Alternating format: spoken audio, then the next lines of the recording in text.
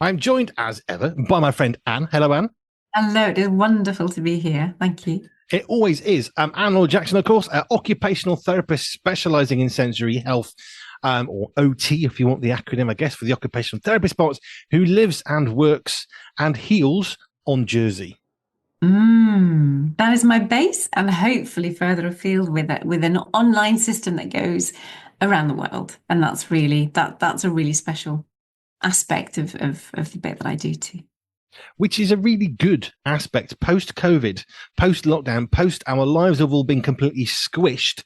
All of a sudden, we discover the benefit of these things called video conversations, which were, I guess, an interesting sideline on the periphery of somebody else's life, now is core and central to everything we do in business, in life, personally, and for yourself. It means you can help people all around the world. And people actually know what I'm talking about because I was on Zoom before COVID, but it was like, oh, this is how you download the app and this, that, and the other. And I was even on like Start Meeting, and there was a whole load of other different types of webinar platforms and things that I've tried over the years pre 2020. And so to finally settle on Zoom and to finally be at this point in history where we have this technology is a phenomenal space, and it was really really lovely from 2020 onwards to be able to say, look, wherever you are in the world, if you're struggling with these issues, I want to be here for you, and you can tap into things that are on demand, and you can tap into me because I'm here every week. So it's been really really special. Yeah, I love it. And you've recently moved into a center, which means you can, I guess, you have a better base for all the elements that you're able to offer in terms of sensory health and occupational therapy. It will be when we're actually up and running fully. It will be amazing. At the moment, it's been great to move my office in here and think, oh, it's just there's something about being stable. It does remind me of the vestibular system, yeah, to go straight into the senses. But what the vestibular system does, it's a kind of you are here on a map. It points, it grounds you because you have that awareness of gravity. If your vestibular system isn't working well, you can feel as though you're floating in space. You can feel quite disorientated. You can feel upside down. You can feel a bit woozy, a bit dizzy, a bit nauseous, a bit this, that, and the other, just because your center of self isn't well integrated. And it's the same with having a permanent place now that I have that thinks I can have my office, I can have my therapy center, I can do assessments, I can do treatments, I can open it up for families to use, I can open it up for older people, I could choose if I want to turn it into a shop. We've got a little kitchen area, so do I want to make things more hospitable? The everything just opens up now that I have a space, and a space that has different rooms to it, which I've always had like one space, or I've had been working from home, but now it's like over the next year to two, I'm really looking forward to seeing how this develops as a space here. It's interesting as we were just chatting before we hit live button. You noticed that the thing's gone from behind me, which is we have a frame with some magazine front covers on it, and I immediately noticed it when my camera came on as well. As the first thing I noticed is there's a gap, just sort of here. If you're watching the video, it's gone, and you noticed it, and I noticed it, but that's because our sensory health is basically pretty good. It's not like, oh, it's gone, I can't cope. That would be a different sort of an issue, but we do notice things that perhaps are not overly important, but they do cause us to have to reassess what it is that we're looking at. I'm not quite sure how to word that, but you're still looking at me. I'm still sat in the same chair in the same place. I've got lights and Lego and but no frame. But that's what happens. But if you've not got a good integration of your sensory health, and actually that being absent could be a much bigger stumbling block. It could be a real stressor. Yeah, it really could, because it's the insecurity of knowing when they come on to look at you, when they come and find you on YouTube, or when they come and find me, it's kind of like, oh, I know Andy, and I know what like this, that, and the other, and it's just like, oh, it can be a little bit shocking for some to think, oh, it's changed. It can be a little bit unsettling, but as you say, most of us are able to get over that. And the other side of it is that some people need that change. They like that visual stimulation, so it's always trying to find the boundaries and have enough for one, and not too much change for the other. But yeah, because I moved into here, and like if I was different again, the smell, because it's an old Victorian building and we've removed, or things have been removed. So therefore the soil that this place is built on, while things are exposed, electrics and floorboards, and that there's a real smell in here that I thought I wasn't sure how long I would be able to stay in here. But thankfully my brain and my body have habituated, they've got used to it and it's a bit easier. But every time I come in, it's like, oh, but I've rejigged the priorities of which the order in which the workmen are coming in, because it's like, okay, that has to get done first. And that's what we do. We adapt all the time to what our senses are telling us, whether we're aware of them or not. But that is rather important to how all of us navigate through life, because you will frequently bring us back to the importance of having a knowledge of where we are, not your place in society, not that your place in a room, in a car or in a house. You have a knowledge. Like, I'm sitting at a desk, I can see a lamp to my left. I've got my wife's desk just off to the right, and it creates some visual boundaries, some physical boundaries as well, because I know if I put my pen down here, it's going to fall down because there's nothing under it. That gives me some security. I've got a drink in front of me that goes on a coaster, so I'm often looking down because I don't want the glass of my glass to hit the glass of the desk because it'll make an unpleasant sound. So all this stuff is going on, but I'm not constantly directly thinking about it. It's just part of my little world, and I do spend quite a lot of time here. But it means I can put my glass on my coaster, which has got a cork bottom, so it doesn't make a big noise, because I don't want to unnecessarily negatively impact other people. And that is how automatic all of those things, and how I'm really not sure what the word is, if it is subconscious or not, but those little things that are so important, and that we do analyze subcortically or cortically. We do analyze it, whether we are aware of what we're analyzing or not. And sometimes we click into, actually, yeah, I need to be quiet with this. Sometimes when I'm using my mouse as well, I move over to my trackpad, because I'm aware that the mouse makes a louder click for the microphone to pick up, and think, or if it's scratching on the table, that's not as pleasant if you're at the other side of it listening. So it's always being aware of the sights and the sounds and the smells and the movements that might be more difficult for other people, and keeping them as minimal as possible. But that again comes to the need for us to understand that other people's knowledge of where they are in time and space. And again, this isn't about knowing your place. This is about knowing where you are in the world. The importance of helping people to have that. If we're changing something, I mean, you've changed your center, so I'm guessing that some of the folk that you will be meeting will go from a place they know they've come to understand, especially if they've got struggles with central health. They're going to come to a new place, like you said, with new smells, new lighting, new heat. The sun's going to come from a different angle. All of those things feed into the experience of where you were and where you will be. I mean, have you, because you're the sensory health queen, but have you helped people prepare for when you come next time, not by the way it's a new postcode or a new street, but actually there's going to be a door in a different place and it opens from the left-hand side, not the right-hand side, so be conscious of that. Are you doing that stuff? Yes. Yes, absolutely. I was a little bit too keen. This is where you have to put your hand up and say, because I knew that I knew that one of my people would need particular guidance and support for the transition from the original centre to this one here. This was left in a bit more of a state than I thought when I got the keys last week. So it's not going to be the smooth transition that I thought it was going to be. There's more work that needs to be done. So I had to go back and say to the individual, or say to the person, say to the carer that was with this individual, look, I'm really sorry. I know we've done the preparation work, because I showed them photographs. I showed them where everything was. They walked past it so they could get used to the new place where it's going to be. And then I had to turn around and say, I'm really sorry, but it's not ready. So, but so they're fine about that. They understood completely, and they were very thankful, and they did thank me for at least helping to prepare them for the change that will happen. It's just not going to be imminent. But they're not stressed, and they're not worried about it. So I'm very relieved about that. But yeah, I'll need to take videos. I'll need to take photos. Everything. I need to make sure that everybody is as clear as possible where everything is, and how it all works, to reduce arousal levels, to reduce stress levels, and to keep enough familiarity, certainly initially, with those transitioning from the old place into this one. And then once we've more established in this one, then I can start to gently change. So every change has to be small. Try and make it look as similar as it possibly can, help the experience to be as similar as it was, and then adapt it and change it if things are to work better here.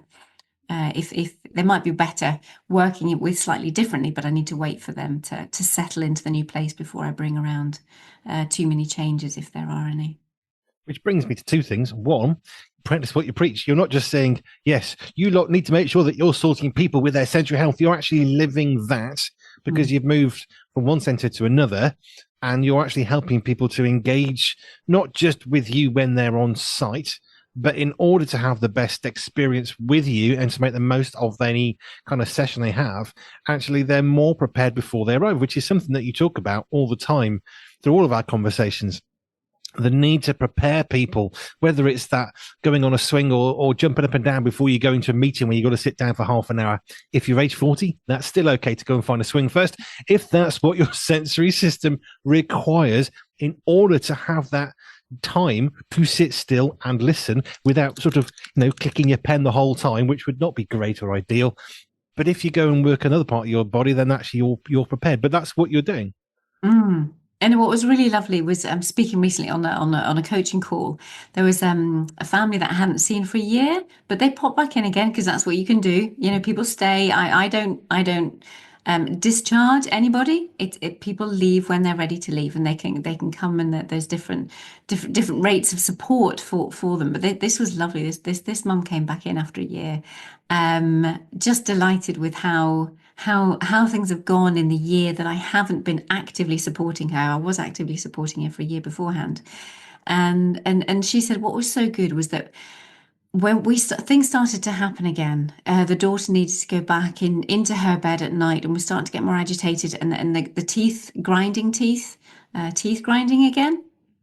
And she hadn't done that for over a year because of the work that we've been doing. But what was brilliant was that the mum knew exactly what to do. And it's that sense of preparing. Preparing people is just such a lovely way. I think I'm thinking it like equipping, empowering, preparing. It's all really, really similar.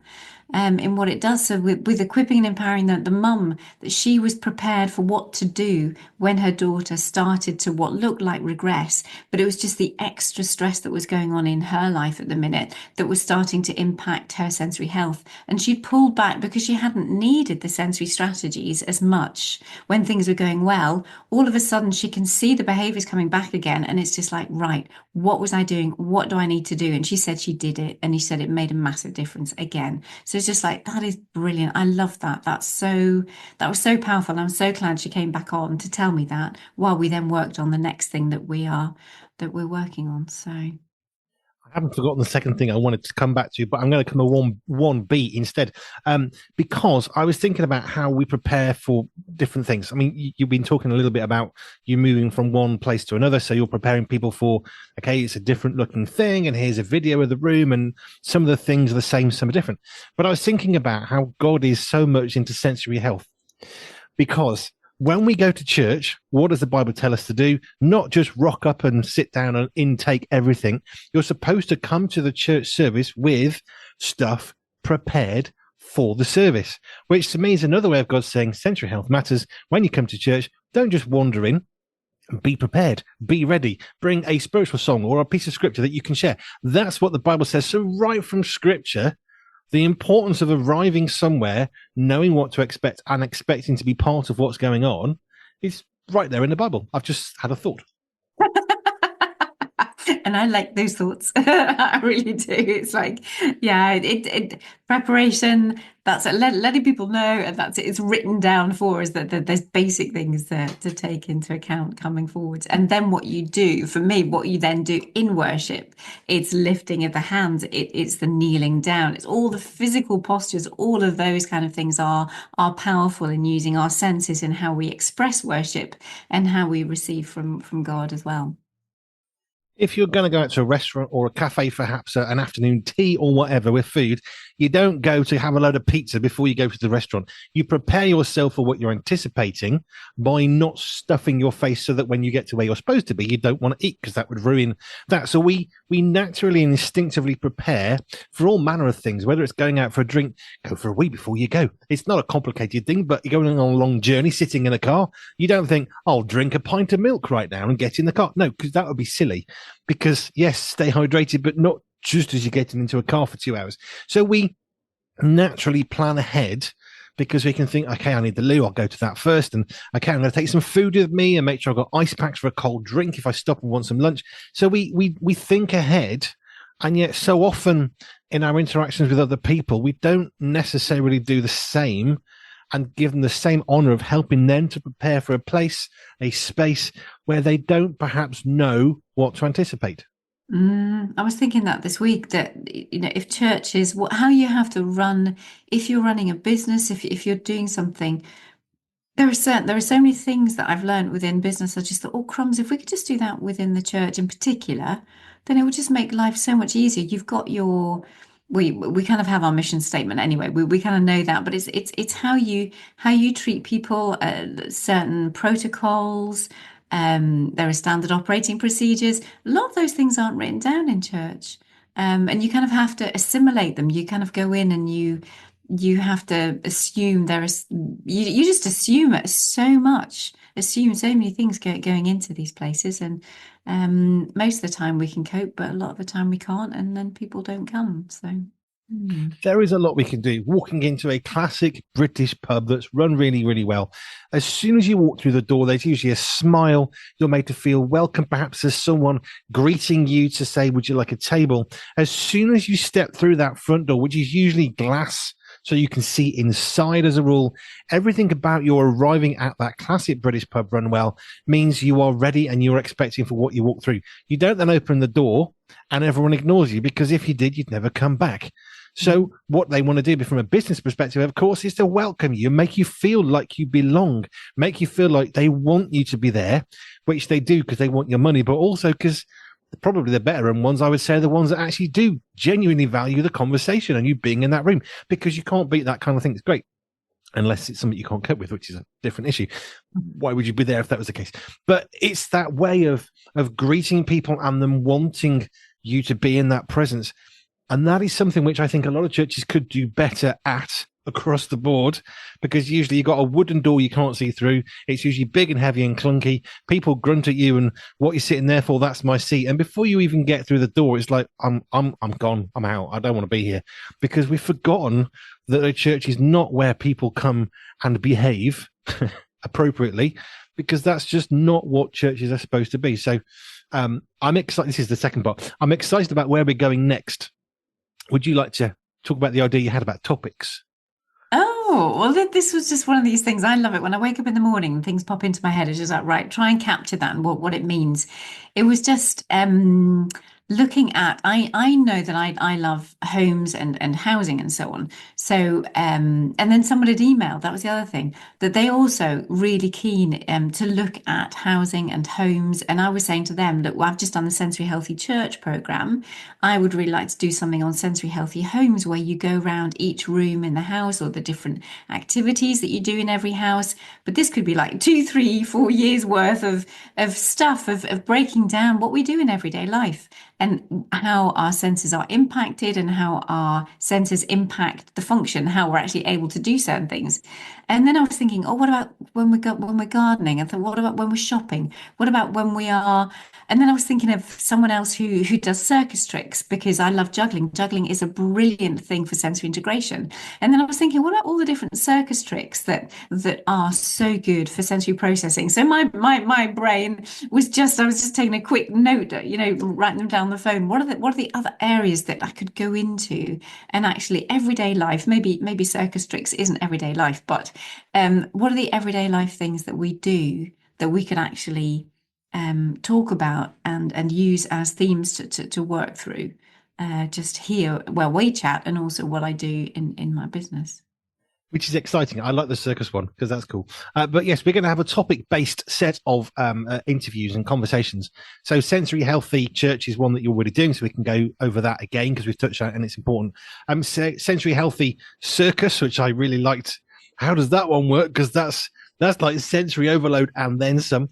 We can have sensory healthy gardening, which I quite like because most of us have got a space of some sort, even if it's a little balcony with a window with a potted plant. And we've got a herb, which isn't dead yet. It's quite good. It's actually living on a little plant. We've all got a space, and actually, we can work through some sensory healthy spaces across however long it takes to go through all those, which I really liked. But the circus one got me excited because I thought, how did you make that sensory healthy? Because before you even walk in the door, you've got all the smells of the animals and the noise and the lights and the cheers and the people. But actually, isn't that a great idea of how do you go into that environment when you can control nothing of what's around you because it's all being sort of entertained and presented at you? How then do you go through that all the way through to the garden? What can we do? Not quite, we're going to redesign your garden for you, but actually there's an awful lot of gardening that can be good or bad for sensory health. I got very excited by this idea. I think it's great topics. I like topics.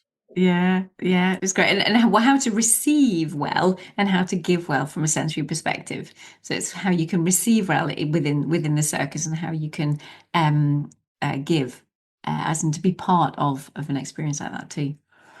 Um, let's do a little tiny one, a little example of what we're doing. So let's look at a sensory healthy Zoom call since we're in one. How do we make that healthy for the senses? What do we need to consider? I think the first one is background noise. And I have to use an example. No flies, as in things that might fly around your area and touch you unexpectedly, which I believe was something that you just had experience of. Yes, just before we did this. Just before we did this, there was a fly flying out. So it's really hard to concentrate if you think you're going to get touched unexpectedly, tactile wise, and especially these little flies that make noises at the same time. So you've got two of the biggest distractors ever, your touch system and your auditory system. So, yeah, it's getting the right kind of temperature, getting the right auditory, the background, whether it's going to be background music or whether there's just going to be nothing at all. Your choice of background for Zoom, whether it's something that does actually have movement or not, or whether you want something static, whether how bright you want it or not, where you want lights on you to be able to be seen and heard correctly, what kind of microphone, what kind of speakers do you need to have in order to be able to hear what is communicated well from Zoom. And then, yeah, what else have we got? I was thinking because that's very much about how you set up yourself, but actually, as I was trying to get rid of a fly and get someone's attention, thinking, I hope you don't think I'm bored because I'm looking off the side of the screen. But that's another idea of when we're actually looking at somebody from afar. You've got two sets of problems. You've got the delay potential. So one of the calls, I felt like I was constantly interrupting, and I think they're getting a bit annoyed with me. This person, I do a lot of Zooms, but I wasn't interrupting them. I was just speaking in reflection, not automatically to their conversation, but the conversation was delayed from me back to them. And I could see him thinking, keeps interrupting me. And I'm thinking, no, it's called Zoom delay. Get over yourself. Literally, nothing I can do. Just live with it. And there are some things of Zoom calls that we just have to accept. Do you know what? Might not be disinterested. Maybe something's popped up on their screen. I've tried to get my computer as good as I can, but sometimes stuff will come splash across the thing, and then I've got to get it out of the way. So another part would be, whilst you're on the receiving end of a Zoom call, just being conscious of the fact that do what you can. But if you're the person doing the delivery at the other end, just be aware that some people may look distracted, but they're not. So you have to learn to not react to stuff. You could say, are you bored? But it may be that they're actually trying to get someone's attention because they've been molested by a fly. And also that stuff happens and it's like, emergencies happen. And if you have a life on Zoom, then there are times that you just think, I really need to be aware of that. I really need to answer that. I really need to do whatever, which in most circumstances isn't polite to do that at all. But it's also, that it is very, if you have a normal conversation with somebody else, you might be able to walk around the house or you might be able to do this, that, do something else at the same time. But when you're on Zoom, you have to be there. You are you are positioned on it if your video is on. And that's where, again, it's not to get, if you're the one actually giving the Zoom, not to get offended when people are not looking, interested or otherwise. There are so many ways that we take in information, but sitting directly in front of a computer screen and looking at either the person or the camera, it's not a natural thing to do at all.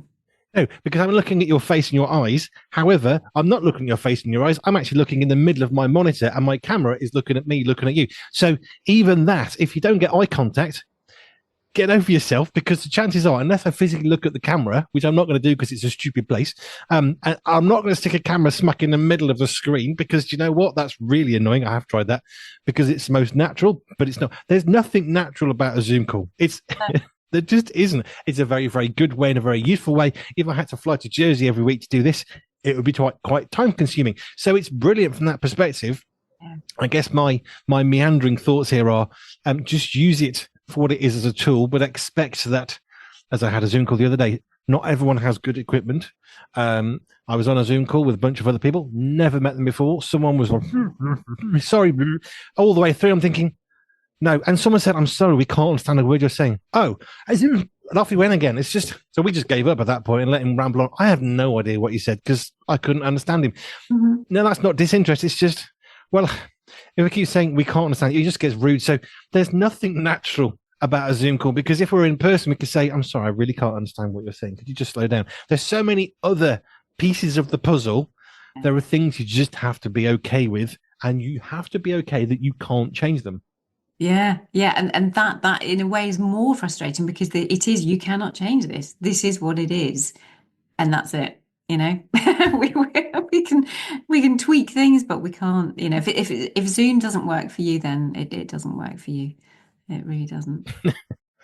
There you are. Sensory healthy Zoom calls. A little bit of a taster of what we're thinking about doing over the next however many weeks. How long is a piece of string? I don't know. But sensory healthy Zoom calls, sensory healthy offices. We can do gardens, circuses or festival stuff. I mean, circus is an interesting one.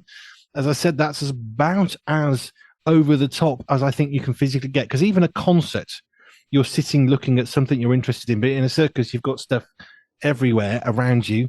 So I think that's probably the most extreme sensory overload I could possibly consider. I've been to some big concerts, but I think a circus is probably more of an assault on your senses than anything else. We shall see. We shall explore. No, I'm really looking forward to this. Who knows? You know, if you're listening, you want me to talk on something, or you want us to talk on something, because it's about the two-way interaction here, because Andy's so good at just bringing it into everyday life. So if there's something that you want us to talk about, do let us know. Yes. Hello at Pure247 Radio. I'm looking at the microphone now. Hello at Pure247radio.org. Hello at Pure247radio.org. If you've got a sensory healthy bit, then you can tell us what the bit is, and we'll try and work on that one. Yes, we've got already in mind circuses, offices, because we've done that one, which we've touched on a bit. We've got gardens, homes, kitchens, restaurants. If you've got one that you want us to look at, let us know. I'll put it to Anne. It might be the following week, because she might have to do a little bit of preparation, but we can look at those as well. Brilliant. Right. How do people connect with Anne Laure Jackson? Simply put, go to our website, pure247radio.org, pure247radio.org/ALJ, and you can connect with Anne Laure Jackson and all that she does. Thank you, Anne. Thank you. See you next time.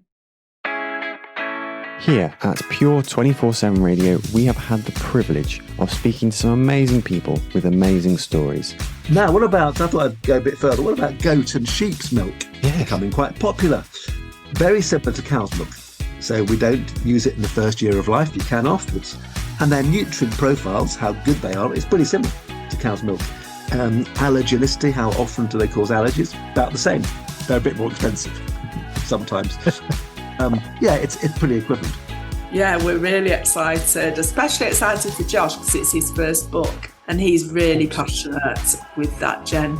Do you say Gen Z or Gen Z? I've heard it said in... I don't know. I'm too old. I don't know. Yeah, we're not in that age category, so we've not got a clue what they're called. It's a pot boiler. It's a good, exciting popcorn thriller. I didn't think it was anything too special, but I think watching it at home, people will probably enjoy it more than I did going to the cinema to see it. Really good film. I love it. You know, I walk into a cinema and I turn my phone off. Nobody can get hold of me for a couple of hours. I'm in a completely other world. Every single time I go to the cinema, and for me, it's like going to Oz. It's like going to another world and escaping and relaxing, and I thoroughly enjoy it. If you have missed any of these interviews or would like to hear them again, you can. Simply head over to our catch-up section at www.pure247radio.org. That's www.pure247radio.org.